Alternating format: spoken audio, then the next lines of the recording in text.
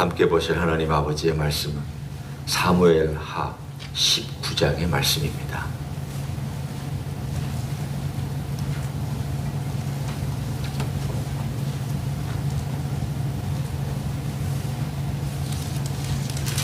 사무엘하 19장 1절부터 15절까지의 말씀을 읽고 말씀을 나눕니다. 어떤 사람이 요압에게 아뢰되 왕이 압살롬을 위하여 울며 슬퍼하시나이다 하니 왕이 그 아들을 위하여 슬퍼한다 함이 그날의 백성들에게 들리매 그날의 승리가 모든 백성에게 슬픔이 된지라. 그날의 백성들이 싸움에서 쫓겨 부끄러워 도망함 같이 가만히 성읍으로 들어가니라. 왕이 그의 얼굴을 가리고 큰 소리로 부르되 내 아들 압살롬아 압살롬아 내 아들아 내 아들아 하니 요압이 집에 들어가서 왕께 말씀드리되 왕께서 오늘 왕의 생명과 왕의 자녀의 생명과 처첩과 비빈들의 생명을 구원한 모든 부하들의 얼굴을 부끄럽게 하시 이는 왕께서 미워하는 자는 사랑하시며 사랑하는 자는 미워하시고 오늘 지휘관들과 부하들을 멸시하심을 나타내심이라. 오늘 내가 깨달으니 만일 압살롬이 살고 오늘 우리가 다 죽었다면 왕이 마땅히 여기실 뻔하였나이다. 이제 곧 일어나 나가 왕의 부하들의 마음을 위로하여 말씀하옵소서.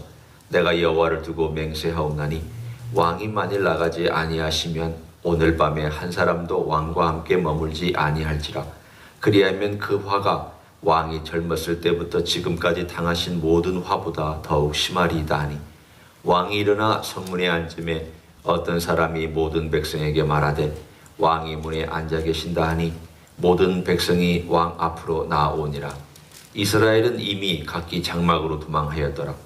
이스라엘 모든 지파 백성들이 변론하여 이르되 왕이 우리를 원수의 손에서 구원하여 내셨고 또 우리를 블레셋 사람들의 손에서 구원하셨으나 이제 압살롬을 피하여 그 땅에서 나가셨고 우리가 기름을 부어 우리를 다스리게 한 압살롬은 싸움에서 죽었거늘 이제 너희가 어찌하여 왕을 도로 모셔 올리래 잠잠하고 있느냐 하니라. 다윗 왕이 사독과 아비아달 두 제사장에게 소식을 전하여 이르되 너희는 유다 장로들에게 말하여 이르기를 왕의 말씀이 온 이스라엘이 왕을 왕궁으로 도로 모셔오자 하는 말이 왕께 들렸거늘 너희는 어찌하여 왕을 궁으로 모시는 일에 나중이 되느냐. 너희는 내 형제요 내 고륙이거늘 너희는 어찌하여 왕을 도로 모시는 일에 나중이 되리요 하셨다 하고 너희는 또 아마사에게 이르기를 너는 내 고륙이 아니냐. 네가 요압을 이어서 항상 내 앞에서 지휘관이 되지 아니하면 하나님이 내게 벌 위에 벌을 내리시기를 바라노라 하셨다 하라 하여 모든 유다 사람들의 마음을 하나같이 기울게 하며 그들이 왕께 전가를 보내어 이르되 당신께서는 모든 부하들과 더불어 돌아오소서 한지라. 왕이 돌아와 요단의 이름에 유다 족속이 왕을 맞아 요단을 건너가게 하려고 길갈에 오니라. 아멘.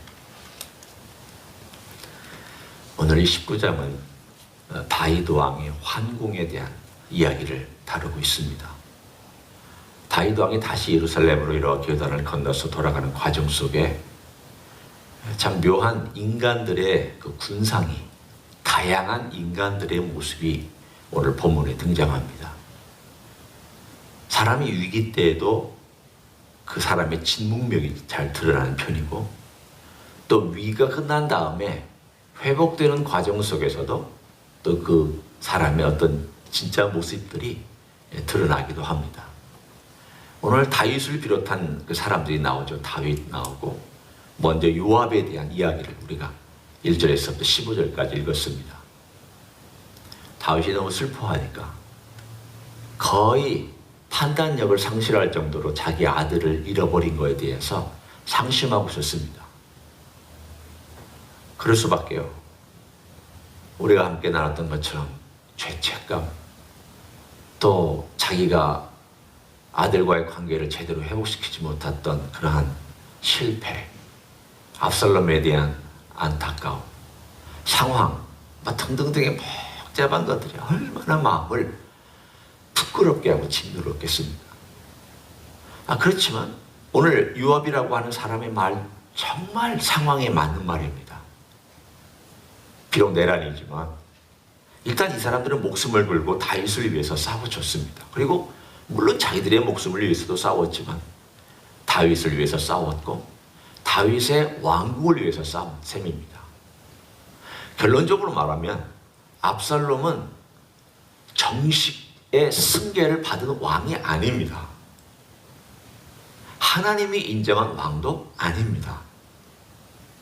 우리가 잘 알고 있는 것처럼 성경은 그것을 뭐라고 표현했는가? 마음을 훔쳤다라고 되어 있습니다. 그러니까 백성들의 마음을 훔쳤다라는 것은 나라를 훔쳤다라는 의미이기도 합니다.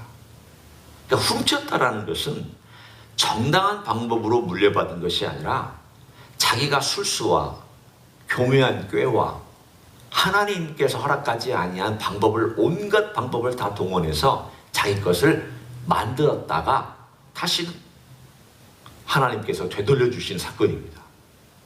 그러면 이쪽 다윗 편에서 함께 싸웠던 사람들은 결론적으로 말하면 하나님의 의를 위해 싸운 것이고 압살롬 편에 선 사람들은 하나님의 의와 상관없이 자기의 기분과 자기의 의와 자기의 이익을 따라 싸운 사람들입니다. 그러면 하나님의 의를 위하여 싸운 사람들이 오늘 전쟁에서 이겼는데 다윗이 슬퍼만 하고 있다면 요압이라고 하는 이 사람의 말이 참 옳습니다. 왜 이렇게 감정에만 푹 빠져서 계십니까? 오늘 목숨을 걸고 싸운 사람들에 대하여 치하해 주십시오. 물건이 필요한 게 아니라 왕이 직접 나와서 너희들 수고했다. 정말 목숨 걸고 나를 위하여, 나라를 위하여 싸웠다.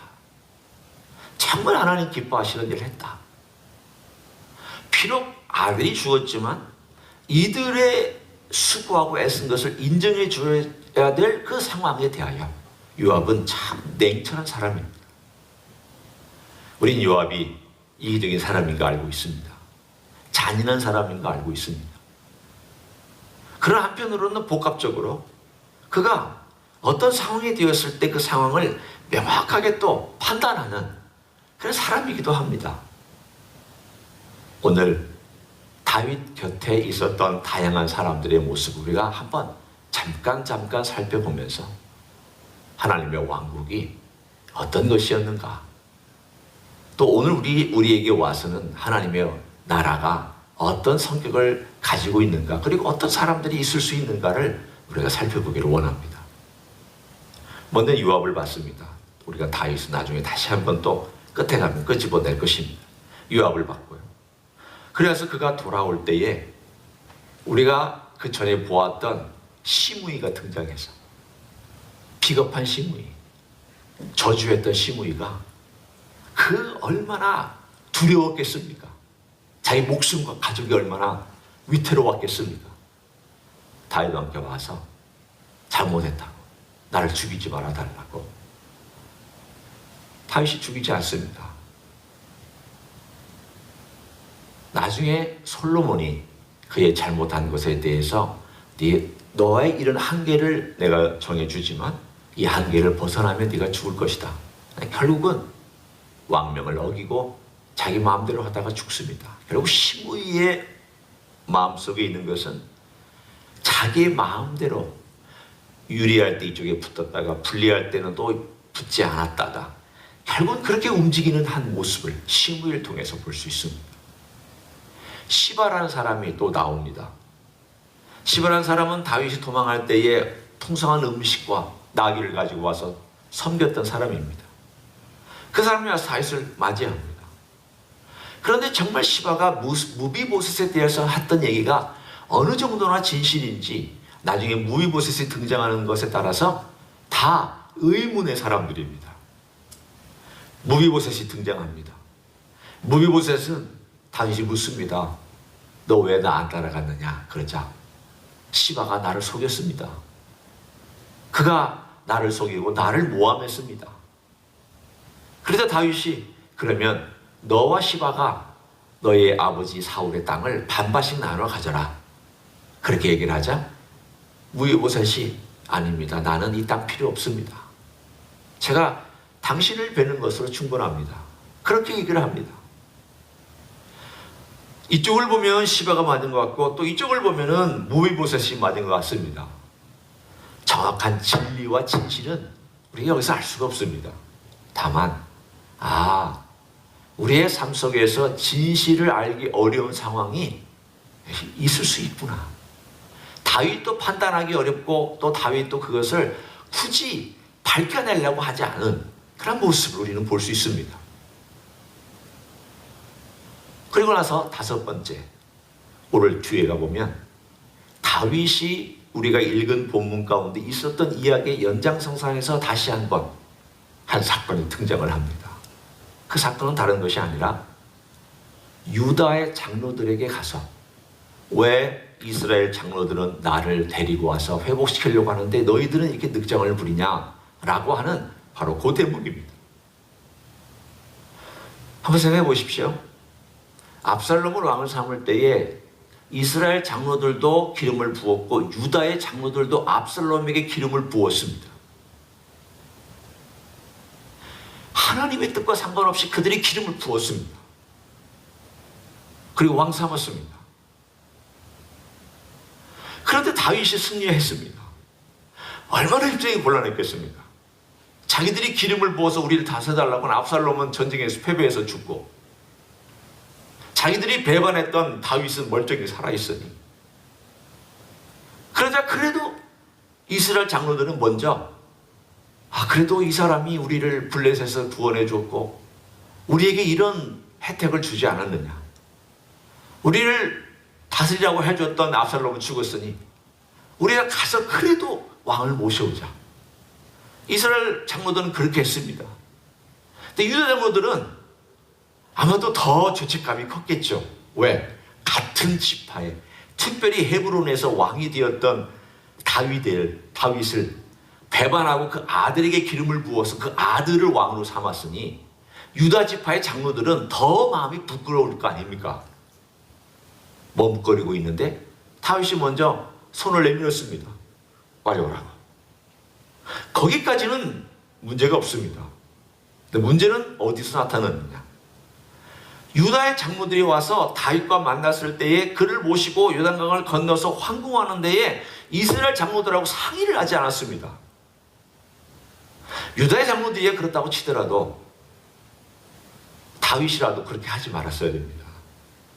다윗이 유다 장로들이 그렇게 기가를 보냈으면, 전가를 보냈으면 건너갈 때 유다의 장로들도 왔으니까 이스라엘 장로들과 함께 힘을 합쳐서 다시 한번 우리 전 나라를 건설하기 위해서 같이 갑시다. 이게 상상입니다. 이렇게 했었어야 되는데 다윗은 그렇게 하지 않냐고 그냥 쑥 유다의 장로들하고 황궁해버리고 말았습니다. 그러자 나머지 10지파의 장로들이 와서 항의를 합니다. 어떻게 이럴 수 있느냐고. 우리가 먼저 제안한 일을 어떻게 유다의 장로들이 와서 쏙 가져갈 수가 있느냐고. 거기에 대해서 다윗은 아무 말도 없고 유다의 장로들과 이스라엘의 장로들이 싸워서 결국은 유다의 장로들이 말로 이겼다. 우리의 고립 친척이다. 그 말로 아예 그들을 쉽게 얘기하면 잠재워버린 마지막 이야기가 오늘 이 19장의 말미에 등장합니다. 자, 여러분, 우리는 다윗을 볼 때 다윗이 참 지혜로운 사람이라고, 다윗이 참 인격적으로 훌륭한 사람이라고 얘기합니다. 그렇습니다. 일반 사람들보다 훨씬 더 하나님을 잘 섬겼고 하나님께 기도하고 그의 영성은 늘 하나님을 의지한 사람입니다. 그러나 그의 말미로 갈수록 판단력이 흐려지는 걸 봅니다. 말미에 갈수록 그 연약하여 끌려가는 걸 봅니다. 참 인생의 부족함을 다 드러냅니다. 결국은 그가 여기에서 가지고 있었던 이것 때문에 다시 또 한번 내란이 일어나고 나중에 이 부분은 결국은 10지파와 그리고 이 유다 지파를 중심으로 한 이 지파가 남과 북으로 갈리는 일에 사실은 어떤 의미로는 또 한 번 씨앗을 뿌린 셈이 됩니다. 나중에 솔로몬 시대가 끝난다. 갈라져 버리잖아요. 바로 그것이 오늘 본문에도 등장합니다. 오늘 이 19장의 이야기를 읽으면 우리는 이런 생각을 합니다. 다윗이 연약한 가운데 승리했지만 나이가 들고 연약해질수록 하나님 아버지 앞에서 그가 참 하나님을 의지했지만 이 모든 과정 속에서 대가를 지불하면서 참 약해졌다. 그리고 판단력도 약해졌다. 이 장면에서 우리는 한편으로 은혜를 받습니다. 왜냐하면 인간의 미래를 알 수 없고 판단하기 참 어렵고 우리가 예수를 믿어도 어떤 때는 그 한계 안에 갇혀서 주님 어떻게 해야 됩니까? 제가 가진 지혜가 너무 부족해서 이 지혜를 가지고 어떻게 할 수가 없습니다.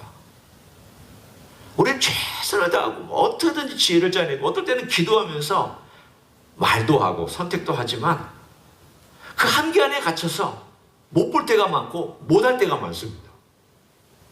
제가 얘기하는 것은 어떤 잘못된 상황을 그냥 놔두고 게으르게 하라는 그런 얘기가 아닙니다.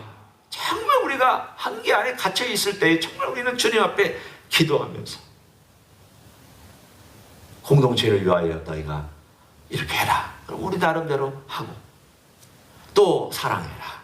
그러면 우리가 사랑하고 또 우리가 할 수 있는 여러 가지 희생하고 또 용서해라 하면 용서하고 또 함께 하나 마음을 하나로 가져라 그러면 하나로 갖고 이런 것을 위해서 애를 쓰지만 내가 애쓰고 내가 기도한다고 모든 것이 다 내가 원하는 대로 아름답게 이루어진 것만은 아니라는 겁니다. 왜냐하면 우리 한계가 있습니다. 우리의 부족함이 있습니다. 판단이 부족하고 상황을 이해하는 것도 부족하기 때문입니다. 그래서 우리는 하나님의 은혜가 필요한데 왜 은혜가 필요하냐면 그것을 하나님께서 언젠가 하나님의 방법으로 해주시기를 우리는 기다려야 되기 때문입니다. 은혜 안에는 주님께 그분의 의도와 그분이 하시는 방법대로 맡기는 자세도 필요하지만 하나님의 때까지 기다려야 된다는 것도 있습니다. 하나님의 때에 하나님께서 하나님의 방법으로 해주십시오. 어떨 때는 참 시간이 걸리기도 합니다. 어떨 때는 그때까지 만약에 우리가 그 시간을 안다면 그렇게 오래 기다려야 되느냐고 얘기할 수 있을 만큼 기다려야 되는 그런 것도 있습니다. 그때까지 모르잖아요. 언제 그 문제가 해결될지 어떻게 해결될지 우리는 모르잖아요. 그러나 우리는 이 모든 것을 우리 주님께 맡기고 주님께서 주님의 방법으로 해결해 주시기를 위하여 기다리면서 우리의 자세는 늘 주님 앞에 겸손하게 주님 기다립니다. 주님께 맡깁니다. 주님이 개입해 주십시오. 주님 역사해 주십시오. 제가 할 수 있는 한계가 너무 많습니다. 주님께 맡기고 저의 마음은 주님을 의지하기 때문에 주님이 주시는 평안으로 저를 다스려 주십시오. 우리가 주님께 맡겼다는 얘기는 내 안에 평안이 있다는 얘기입니다. 맡기지 못하면 불안합니다. 불편합니다. 맡겼으면 평안합니다. 주님께 맡기고 평안한 가운데. 그러나 우리 주님께서 사실 그날까지 우리의 간절함을 가지고 기도하는 이러한 마음은 또한 동시에 가지면서 오늘 하루도 주님의 은혜의 모든 걸 맡기며 걸어가는 여러분 되시기를 예수님의 이름으로 간절히 축원합니다. 기도하겠습니다. 주님, 영웅도 이렇게 판단이 부족하고 비비해서 어떤 것이 옳은지 어떤 것이 바른 것인지 모를 때가 있습니다. 하나님, 우리의 삶 속에서도 우리는 기도하지만 또 하나님께서 은혜를 주셔서 이 길을 걸어갔지만 당장에 해결되지 아니한 문제 때문에 갈급할 때가 있습니다. 목마를 때가 있습니다. 마음에서 참 염려할 때가 있습니다. 그렇지만 주님, 우리가 주님께 우리의 삶의 전체를 통하여 맡기기를 원합니다. 주님이 우리의 삶의 주인이시기 때문이며 역사의 주인이시기 때문이며 은혜를 주시는 분이기 때문입니다. 주님, 저희를 불쌍히 여기셔서 은혜를 베풀어 주시옵소서. 언젠가 주님의 방법으로 주님의 때에 이루실 때까지 맡기기를 원합니다. 주님, 제가 할 수 있는, 우리가 할 수 있는 일에 또한 우리가 동원해야 되겠지만, 최선을 다해야 되겠지만, 길을 열어주시면 걸어가야 되겠지만, 또 손을 내밀어서 잡아야 되겠지만, 그러나 주님께서 움직여주시는, 주님께서 역사해주시는, 주님께서 바꿔주시는, 주님께서 무언가 새로운 일들을 행하시는 그러한 일들이 생길 때까지 끝까지 실망하지 아니하고 기도하는 하나님의 종들이 되게 하여 주시옵소서. 이제는 우리 구주 예수 그리스도의 은혜와 하나님 아버지의 극진하신 사랑과 성령 하나님 교통하심의 역사가 우리의 삶 속에서 일어나고 있는 모든 일들에 대하여 우리 주님의 손길을 깊이 의지하며, 그러나 또 깊이 간절한 마음으로 간구하며 끝까지 기다리고 우리 주님과 동행하기를 소원하는 가정에 예배드리는 종들 위해와 이 자리에 참여한 종들 위해와 주임지 희수교회 위해와 이민교회들과 한국교회들과 선교사님들 위해 이제로부터 영원히 함께 하실지어다. 아멘.